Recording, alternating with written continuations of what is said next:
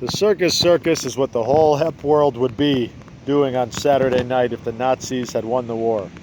This is the Sixth Reich.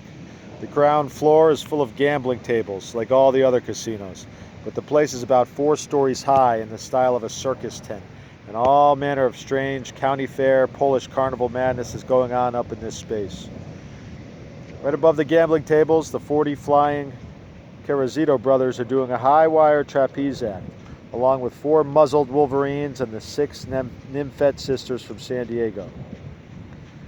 So you're down on the main floor playing blackjack, and the stakes are getting high when suddenly you chance to look up, and there, right smack above your head, is a half-naked 14-year-old girl being chased through the air by a snarling Wolverine, which is suddenly locked in a death battle with 2 silver-painted Polacks who come swimming down from opposite balconies and meet in midair on the Wolverine's neck. Both Polacks seize the animal as they fall straight down towards the crap tables, but they bounce off the net. They separate and spring back up towards the roof in 3 different directions, and just as they're about to fall again, they are grabbed out of the air by 3 Korean kittens and trapezed off to one of the balconies. This madness goes on, but nobody seems to notice. The gambling action runs 24 hours a day on the main floor, and the circus never ends. Meanwhile, on all the upstairs balconies, the customers are being hustled by every conceivable kind of bizarre shuck. All kinds of funhouse-type booths. Shoot the pasties off the nipples of a 10-foot bull dyke and win a cotton candy goat. Stand in front of the fantastic machine, my friend, and for just 99 cents, your likeness will appear 200 feet tall on a screen above downtown Las Vegas. 99 cents more for a voice message. Say whatever you want, fella. They'll hear you. Don't worry about it. Remember, you'll be 200 feet tall.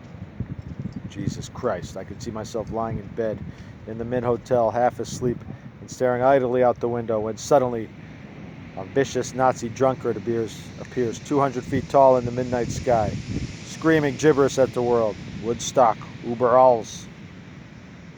We will close the drapes tonight. A thing like that could send a drug person careening around the room like a ping pong ball.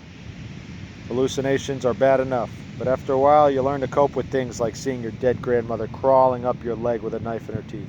Most acid fanciers can handle this sort of thing. But nobody can handle that other trip. The possibility that any freak with $1.98 can walk into the circus and suddenly appear in the sky over downtown Las Vegas, 12 times the size of God, howling anything that comes into his head. No, this is not a good town for psychedelic drugs. Reality itself is too twisted.